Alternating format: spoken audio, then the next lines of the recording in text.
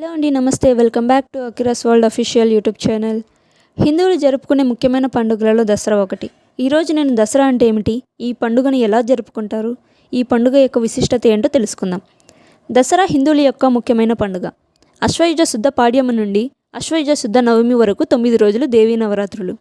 10వ రోజు విజయదశమి కలిసి దసరా అంటారు. ఇది ముఖ్యంగా శక్తి ఆరాధనకు ప్రాధాన్యత ఇచ్చే పండుగ. ఈ పండుగను నవరాత్రి, శరన్నవరాత్రి అని అంటారు. శరదృతువు ఆరంభంలో వచ్చే పండుగ కనుక ఈ పేరు వచ్చింది. కొందరు ఈ పండుగకు మొదటి 3 రోజులు పార్వతీదేవికి, తర్వాతి 3 రోజులు లక్ష్మీదేవికి, ఆఖరి 3 రోజులు సరస్వతీమాతకు పూజ నిర్వహిస్తారు. ఆలయాలలో అమ్మవారికి ఒక్కో రోజు ఒక్కో అలంకరణ చేస్తారు. మొదటి రోజు శ్రీ బాలత్రిపుర సుందరి అలంకారం, రెండవ రోజు శ్రీ గాయత్రీదేవి అలంకారం, మూడవ రోజు శ్రీ మహాలక్ష్మీదేవి అలంకారం, నాలుగవ రోజు శ్రీ అన్నపూర్ణేశ్వరి దేవి అలంకారం, 5వ రోజు శ్రీ లలిత త్రిపుర సుందరి దేవి అలంకారం, 6వ రోజు శ్రీ సరస్వతీదేవి అలంకారం, 7వ రోజు శ్రీ దుర్గాదేవి అలంకారం, 8వ రోజు శ్రీ మహిషాసురమర్దిని దేవి అలంకారం, 9వ రోజు శ్రీ రాజరాజేశ్వరి దేవి అలంకారం. 10వ రోజు దసరా పండుగ విజయదశమి జరుపుకోవడం జరుగుతుంది. తెలుగు రాష్ట్రాలైన ఆంధ్ర ప్రజలు దసరా 10 రోజులు జరుపుకుంటారు. ముందు నవరాత్రులు దుర్గా పూజ ఉంటుంది. తెలంగాణలో ఈ 9 రోజులు అమావాస్య నుంచి నవమి వరకు బతుకమ్మ ఆడతారు. తెలంగాణ పల్లెల్లో ప్రతి అమావాస్యకి స్త్రీలు పట్టు పితాంబరాలు ధరించడం ఆనవాయితీ. విజయదశమి అనగా చెడు మీద మంచి సాధించిన విజయానికి గుర్తుగా ఈ పండుగను విజయదశమి అని పిలుస్తారు. త్రేతాయుగమున రాముడు రావణాసుని వధించినది కూడా ఈ రోజునేనట. మరియు ద్వాపర యుగమున పాండవులు వనవాసం ముగించుకొని జమ్మి చెట్టుపై ఉంచిన ఆయుధాలను తిరిగి తీసుకున్నది కూడా విజయదశమి నాడేనట. మొదట మహిషాసురుని పుట్టుక గురించి తెలుసుకుందాం. దానవ వంశానికి మూల పురుషుడైన ధనువుకు రంభుడు, కరంభుడు అని 2 కుమారులు. వీరిద్దరు పుట్టుకతో దానవులే అయినా గుణంలో, ప్రవర్తనలో చాలా మంచివారు. వీరిద్దరికీ ఉన్న ఒకే ఒక లోపం సంతానం లేకపోవడం. పుత్రునికై వారు తపస్సు చెయ్యాలని సంకల్పించారు. కరంభుడు పంచనదం అను మడుగులో దిగి ఒంటి కాలి మీద తీవ్ర తపస్సు ప్రారంభించాడు. రంభుడు దానికి దగ్గరలోనున్న ఒక సాల వృక్షానికి ఎక్కి అకుంఠిత నిష్ఠతో అగ్నిదేవునికి గూర్చి తపస్సు ప్రారంభించారు. వారి తీవ్ర తపస్సు ఇంద్రుని భయభాంతులను చేసింది. ఇంద్రుడు మొసలి రూపం ధరించి కరంభుడి పాదాలు పట్టుకొని నీళ్ళలోకి లాగి సంహరించాడు. అది తెలిసి రంభుడు తీవ్ర వేదనకు గురి అయ్యి ఇంద్రుని చంపేయాలనిపించింది. కానీ తపోదీక్షితుడు క్రోధోద్రిక్తుడు కారాదు అనే ధర్మానికి కట్టుబడి శాంతచిత్తుడే ఆలోచించి తన తలను ఖండించుకొని అగ్నికి ఆహుతి చేయాలని నిర్ణయించుకొని ఎడమ చేతితో తన జుట్టు పట్టుకొని కుడి చేతితో తలను ఖండించుకోబోయాడు. మరుక్షణంలో అగ్నిదేవుడు ప్రత్యక్షమై, రంభాసుర, ఏమిటి నిరాలోచన కార్యము? నీవు ప్రాణత్యాగం చేసినంత మాత్రాన మరణించిన నీ తమ్ముడు తిరిగి బ్రతికి వస్తాడనుకుంటున్నావా? ఈ ప్రయత్నం మానుకో అన్నాడు. హుతవాహన, అసువులు బాసిన నా తమ్ముడు అమరుడు కాడని నాకు తెలుసు. సంతానం కోసమే కానీ ఇంద్రప్రదవిని ఆశించి మేము తపస్సు చేయలేదు. ఈ సత్యం తెలిసి కూడా మహేంద్రుడు నిష్కారణంగా నా తమ్ముడిని చంపి మా దానవ జాతికి తీరని మహాపరాధం చేశాడు. అందుకు ప్రతీకారంగా సర్వ ప్రాణిగణాలకు అజేయుడు, కామరూపుడు, మహాపరాక్రమవంతుడు, సకల లోకవందితుడు, త్రిలోక విజేత అయిన పుత్రిని నాకు వరంగా అనుగ్రహించు అని కోరాడు. దేవుడు, రంభాసుర, నీ మనసు ఏ కామిని మీద కామవశీభూతమవుతుందో ఆమె గర్భాన నీవు కోరుకున్న పుత్రుడు జన్మిస్తాడు అని వరమిస్తాడు.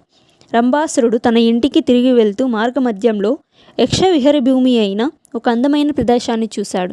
అక్కడ ఒక మహిషి అనగా గేదె కామార్తె అయి విహరిస్తోంది.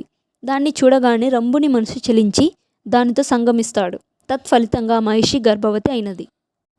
రంభుడు సంతోషించి ఆ మహిషిని తన పాతాళ నగరానికి పట్టు మహిషిని చేసి దాని రక్షణార్థం దున్నపోతును కాపలా ఉంచాడు. ఒకరోజు ఒక దున్నపోతు కామంతో చెలరేగి ఈ రాజమహిషిని వెంటబడింది. అది చూసి రంభుడు ఆ దున్నపోతుతో యుద్ధానికి దిగి బలంగా పిడుగుద్దులు గుద్దాడు. ఆ గుద్దులకు ఆ దున్నపోతు బాధగా అరుస్తూ తన బలమైన కొమ్ములతో రంభుని గుండెల్లో బలంగా పొడిచింది. దానితో రంభుడు గిలగిలా కొట్టుకుంటూ నేలకు ఒరిగిపోయి మరణించాడు. తన భర్త అయిన రంభుడు తన కళ్ళ ముందే మరణించడం చూసిన రాజమహిషి భయంతో పరుగులు తీస్తుంటే దాని వెంటబడింది ఆ దున్నపోతు.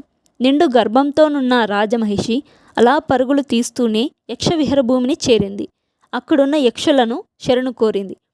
యక్షులకు ఆ దున్నపోతుకు మధ్య భీకర యుద్ధం జరిగింది. చివరకు యక్షులు ఆ దున్నపోతును సంహరించారు. అనంతరం యక్షులు ఆ రాజమహిషిని ఓదార్చి రంభాసురుని మృతదేహాన్ని చితిపైకి చేర్చి నిప్పుపెట్టారు. తన ప్రాణనాథుణ్ణి పార్థివ దేహం అగ్నిజ్వాలలకు ఆహుతి అయిపోతుంటే చూసి తట్టుకోలేక ఆ రాజమహిషి పరుగున వచ్చి రగులుతున్న చితికి దూకి సహగమనం చేసింది. యక్షులు ఆశ్చర్యంలో నిశ్చేష్టులై చూస్తుండగా ఆ చితి మంటల నుంచి మహిషాసురుడు ఆవిర్భవించాడు. మహిషాసురుడు మనిషిలాగా మరియు దున్నపోతులాగా రూపాంతరం చెందగల శక్తి కలవాడు. మహిషుడు బ్రహ్మకు ఘోర తపస్సు చేసి అమరత్వం పొందగలిగే కోరిక కోరగా బ్రహ్మదేవుడు పుట్టుక మరణం మనం మార్చలేము, వేరే కోరిక కోరమనగా ఆడది ఒక అబల అనే నెపంతో మగవారిచే మరియు దేవతల చేత మరణం సంభవించరాదని వరం పొందుతాడు. అనంతరం స్వర్గలోకం మీద భూలోకం మీద దండెత్తి దేవతలందరినీ ఓడించి ఇంద్రపీఠం చేపడతాడు. ఇంద్రుడు మరియు మిగతా దేవతలందరూ భయభ్రాంతులై త్రిమూర్తులను ఆశ్రయించగా వారు బ్రహ్మ ఇచ్చిన వరానికి తరుణోపాయంగా అనగా లూప్హోల్ వెతికి దేవతలందరూ వారి శక్తులన్నింటినీ క్రోడించి సుందరమైన నవయువ్వన యువతిని సమస్త శక్తివంతురాలుగా సృష్టిస్తారు. శివుని తేజము ముఖముగా, విష్ణు తేజము బాహువులుగా, బ్రహ్మ తేజము పాదములుగా కలిగి మంగళమూర్తిగా అవతరించిన ఆమె 18 బాహువులను కలిగి ఉంది. ఆమెయే దుర్గామాత. దుర్గామాతకు శివుడు శూలమును, విష్ణువు చక్రమును, ఇంద్రుడు వజ్రాయుధమును, వరుణదేవుడు పాశమును, బ్రహ్మదేవుడు అక్షమాల కమండలమును, హిమవంతుడు సింహమును వాహనంగా ఇచ్చారు. ఇలా సర్వదేవతల ఆయుధములను సమకూర్చుకొని మహిషాస్ సైన్యంతో తలపడి భీకరమైన యుద్ధాన్ని చేసింది. మహిషాసురుని తరపున యుద్ధానికి వచ్చిన ఉదద్రుడు, మహాహానుడు, అసిలోయుడు, భాష్కలుడు, బీడాలుడు మొదలైన వారిని సంహరించి తరువాత మహిషాసురునితో తలపడింది. ఈ యుద్ధంలో ఆ దేవి వాహనమైన సింహము శత్రువులను చీల్చి చెండాడింది. దేవితో తలపడిన అసురుడు మహిషి రూపము, సింహరూపము, మానవ రూపంతో భీకరముగా పోరాడి చివరకు తిరిగి మహిషి రూపంలో దుర్గామాత చేతిలో హతుడైనాడు. ఈ విధముగా అప్పటి నుండి మహిషుని సంహరించిన దినమున దసరా పర్వదినముగా పిలువబడింది. అదే విజయదశమి. ఈ వీడియో మరియు నా ఎక్స్ప్లెనేషన్ మీకు నచ్చినట్లయితే ఒక లైక్ చేయండి. Thank you for watching. Please subscribe.